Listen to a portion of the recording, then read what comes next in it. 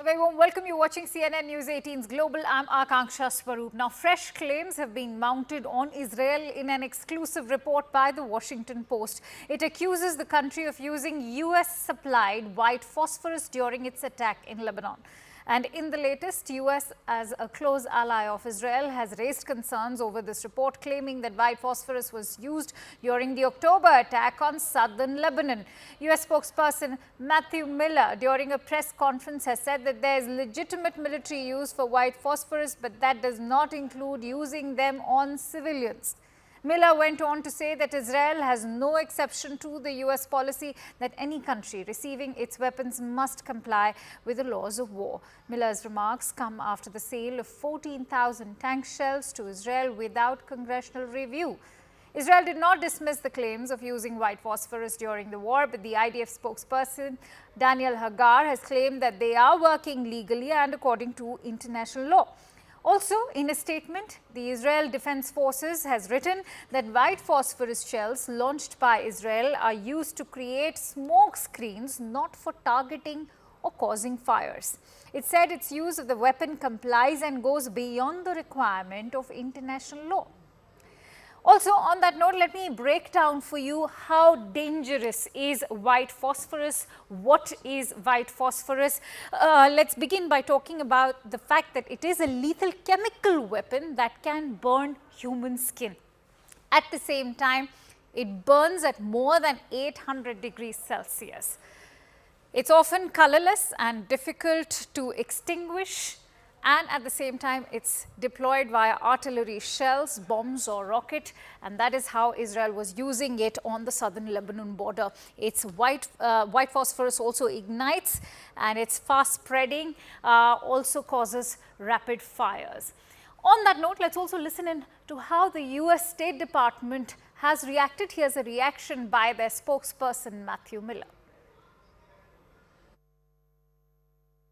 Our expectation of every country to whom we provide military assistance, weapons and other assistance, is that they use that assistance in full compliance with international humanitarian law and the laws of war, and Israel is no exception. We are concerned by the reports of the use of white phosphorus. Obviously, there is a legitimate military use for white phosphorus, but that does not include using them on civilians. It means that if you use them, you have to do everything you can to minimize civilian harm. Anytime that we provide items like white phosphorus or really anything to another military, we do it with the expectation that it will be used for legitimate purposes and in full keeping with international humanitarian law and the law of armed conflict. So we're looking into this and looking for additional information. Regarding the issue of phosphorus activated in Lebanon, we are operating in one clear way, legally and according to international law. This is how we operate, and this is how we exert force, both in the north and in the south. And this is how we will continue to operate. All right, Fleur Hassan Nahum is the Deputy Mayor of Jerusalem and is joining me live with more perspective. Thank you so much, Fleur, for joining in here on CNN News 18. Since you're talking about anti-Semitism, I would like to, in fact, give you an opportunity to also counter this opposing rhetoric that's also been doing the rounds, that it is a view which is against Israel's war tactics on Gaza that is now receiving backlash in the form of anti-Semitism. How would you like to respond to that? Well, if you're looking for excuses for anti-Semitism, then really you haven't exactly understood what anti-Semitism is about.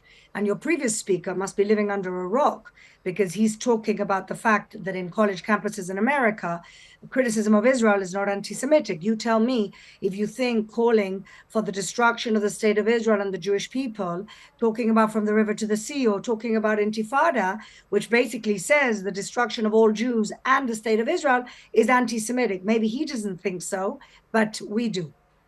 At the same time, Fleur, on Monday there was a Hanukkah reception that was hosted by the US President, Mr. Joe Biden, where he, of course, pledged his support to Israel. But at the same time, he also had a word of caution for Israel. He said that the narrative as far as this war is concerned and the narrative as far as Hamas is concerned is going to shift. We've also seen a sort of a parallel propaganda war being run by Hamas, where they've been using social media, they've been using or rather misusing artificial intelligence. How does Israel now brace up to fight a parallel propaganda war? Well, first of all, from the first 48 hours, I knew that it would be only a few days before the narrative changed.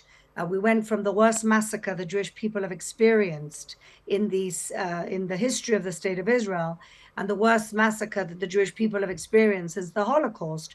I think we had about 48 hours of sympathy before Israel started being blamed for the massacre that happened to us. So this is something that we're used to, the media bias across the world. And the fact that people don't understand simple facts, like the fact that we left Gaza, it wasn't occupied since 2005. The fact that they've been building tunnel with all their aid money that they've been receiving, the fact that they use their own people as human shields. It seems that the world has lost all logic and is completely blind to the crimes of a terrorist genocidal organization. And that's really what we're dealing with here. And that's what we see on campuses. Now, the question for your previous speaker, some professor, is if he doesn't think there's anti-Semitism on campus, why are Jewish students who are not Israeli being attacked? Why are they hiding in libraries? Because they're scared for their own lives. At the same time, how do you respond to criticism that is now targeting Israel's bilateral relationship with the United States? They're saying that President Netanyahu is also under tremendous pressure from the United States to avoid civilian casualty, which seems to be a massive challenge for Israeli military forces. At the same time, they're saying that this is going to cost President Biden his own election, because questions are now being raised not just on the war in Gaza, but also because of him sort of funding the war in Ukraine. Well, I can't speak for Ukraine, but unfortunately, civilian casualties are the result of any war. And this is a war that we didn't start. So let's remind everybody of that. We had a ceasefire with Hamas on October the 6th, which they broke on October the 7th. Israel is as surgical as it can be. If we didn't care about civilian casualties, this war would have been over very quickly because of the air power that we have. But we do care for civilian casualties more than the Hamas care about their own civilians, because they're hiding like cowards underground and they're leaving their civilians on top. Israel is warning civilians per neighborhood whenever we're going to attack, to try and get civilians out of harm's way. And in so doing, we're also warning the terrorists and the enemy where we are going to be attacking. I don't think there's any country on earth that would be warning its enemies of where we're attacking in order to protect the civilians that their own enemies won't protect.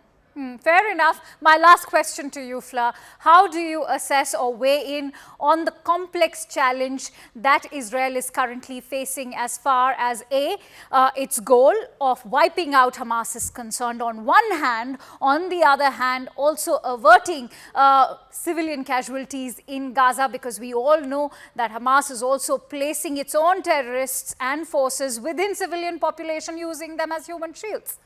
Absolutely, which is a war crime. I remind you, they're committing a double war crime. One is attacking our civilians indiscriminately, and the second is hiding behind their civilians. It's a very difficult operation. I don't think it's going to finish anytime soon. We're sending our soldiers and putting them in harm's way in order to protect their civilians. We're warning them in order to protect the civilians. But unfortunately, war is ugly.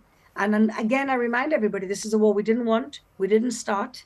And in the contrary, in the last few months, we were giving more work permits to Gazans than ever before in order to try and help them economically, because their own government took all the money that they could have been developing a wonderful economy. They could have taken a beautiful strip of land and created a state for the Palestinian people.